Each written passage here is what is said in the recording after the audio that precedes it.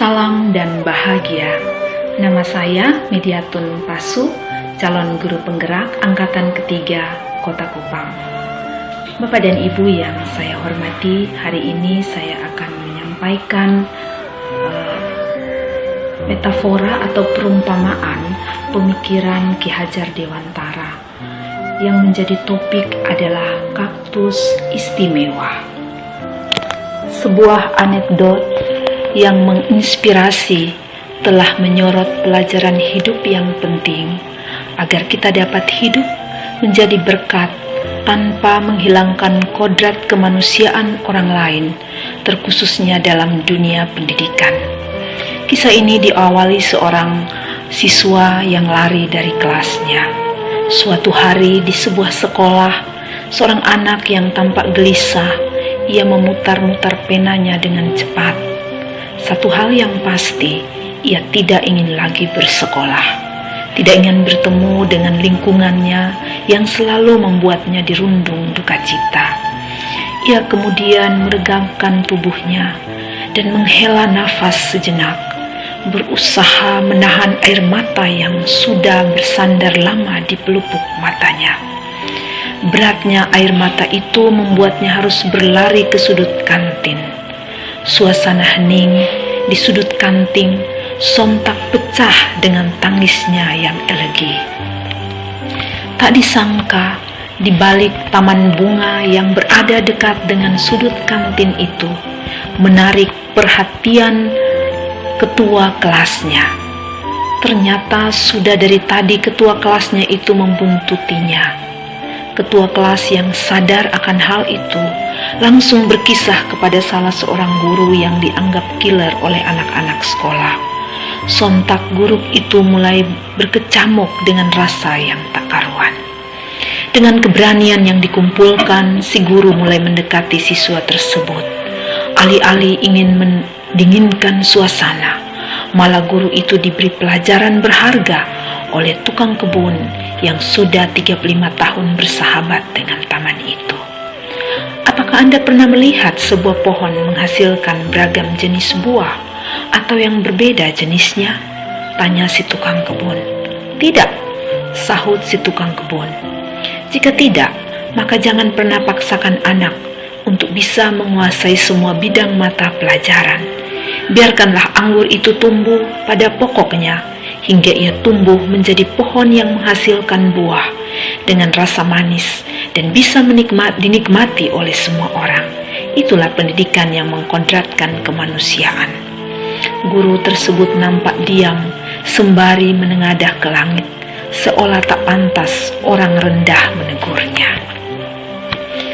Si tukang kebun yang menyadari bahwa guru itu masih menjaga gengsinya, kemudian menarik tangan guru tersebut lalu mendekati taman bunga di depan mereka. Bunga mana yang Anda sukai dari sekalian banyak bunga yang ada di taman ini? Tanya si tukang kebun.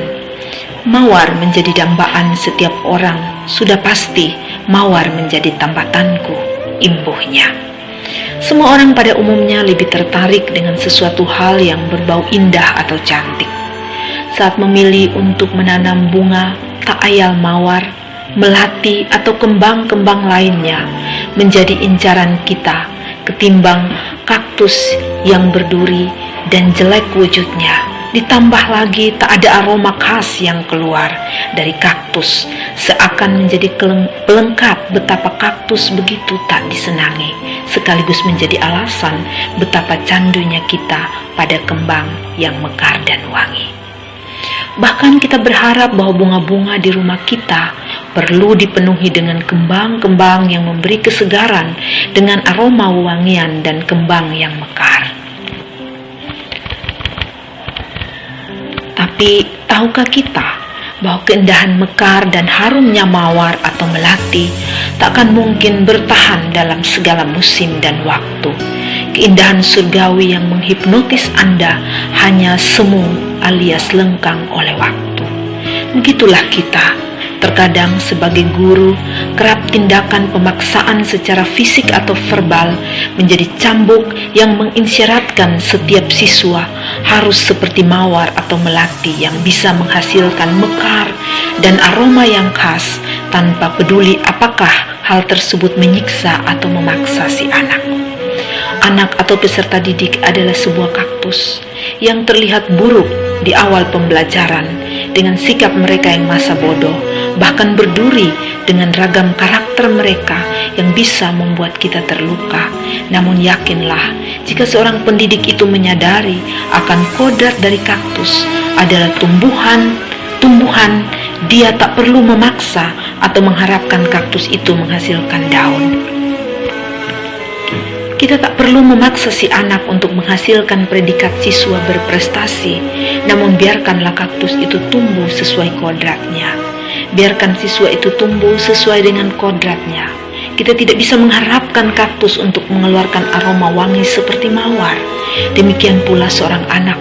Jangan dipaksakan untuk mengeluarkan sesuatu yang tidak menjadi bagian dari kodratnya. Namun, seorang petani bunga yang bijak, dia tahu betul sifat daripada kaktus itu. Dia akan terus merawatnya, membiarkan kaktus itu tumbuh sesuai sejatinya, hingga kaktus menjadi tanaman yang paling unik di mata dunia. Biarkan anak itu tumbuh dengan kodrat alaminya, tanpa ada paksaan untuk menjadi seperti kembang yang lain. Jika kaktus dibiarkan tumbuh dengan kodratnya, dia mampu menjadi pribadi yang pandai menjaga dirinya. Di balik kekurangannya, seorang anak pasti jika dituntun oleh kita, ia mampu memanifestasikan kekurangannya menjadi suatu kelebihan layaknya kaktus. Kaktus pandai menjaga dirinya melalui duri-duri tajam yang menempel pada tubuhnya.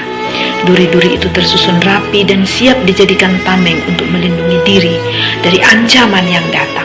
Dengan begitu, orang-orang tidak berani untuk melukainya.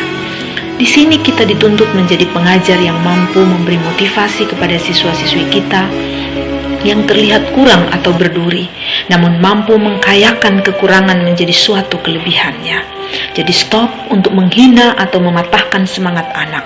Bisa jadi itu adalah kelebihannya yang sedang kita hancurkan. Tidak ada henti-hentinya anak dianalogikan seperti kaktus. Mereka hanyalah sekelompok pelajar yang terlihat biasa-biasa saja, bahkan sering tidak dianggap oleh segelintir orang. Namun siapa sangka jika mereka dibekali tanpa merubah mereka menjadi pribadi yang lain, justru kita akan mendapatkan sisi ketangguhan di balik kesederhanaan mereka. Lihatlah kaktus. Andaikan kita memindahkan mereka ke tempat yang menurut kita baik, apakah hal itu akan menolongnya? Tentu tidak. Kaktus mampu beradaptasi pada bagian atau tempat yang panas juga. Seorang peserta didik tak perlu kita paksakan untuk keluar dari zona mereka menuju ke zona menurut kacamata kita. Biarkan ia bertumbuh pada zonanya, maka ia akan terlahir sebagai pelajar yang tangguh. Sekali lagi, masih banyak di antara kita yang memandang kaktus atau pelajar tanpa melihat kodratnya, selalu melihat mereka dengan sudut yang kecil. Pertanyaannya, apakah kita akan memaksa mereka menjadi besar agar dilihat atau dilirik orang? Tidak perlu. Tanamkan kepercayaan diri atau aura positif pada setiap pribadi anak. Katakan bahwa mereka adalah pribadi yang unik layaknya kaktus. Walaupun kecil di mata orang saat ini dan memiliki kekurangan di mata orang-orang, terus tanamkan kepercayaan diri kepada mereka.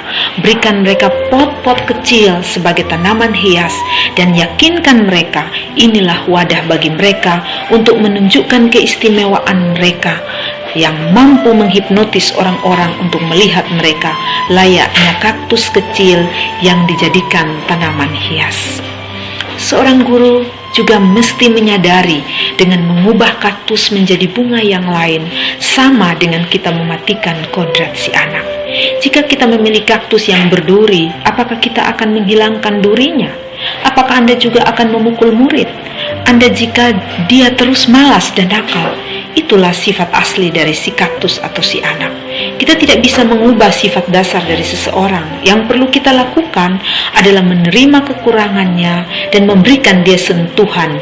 Sesekali sirami dia dengan cara yang bijak. Yakinkanlah di balik kaktus yang berduri, toh pada akhirnya juga akan menghasilkan bunga. Bunga kaktus yang indah tak perlu diserami terus-menerus. Sejatinya kaktus punya cadangan air pada tubuhnya. Terlalu banyak air mampu merusaknya. Dan seperti itulah anak-anak. Perlu diberi dia ruang untuk mereka berkreasi. Jangan terlalu dikekang atau diatur, sebab sejatinya mereka juga punya kodrat dalam diri mereka yang bisa menuntun mereka menjadi kaktus yang tangguh.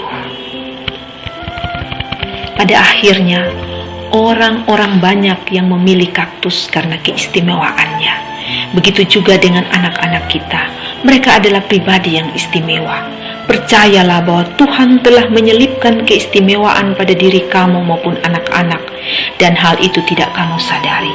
Buatlah orang-orang di sekitar mereka merasa istimewa jika memilikimu.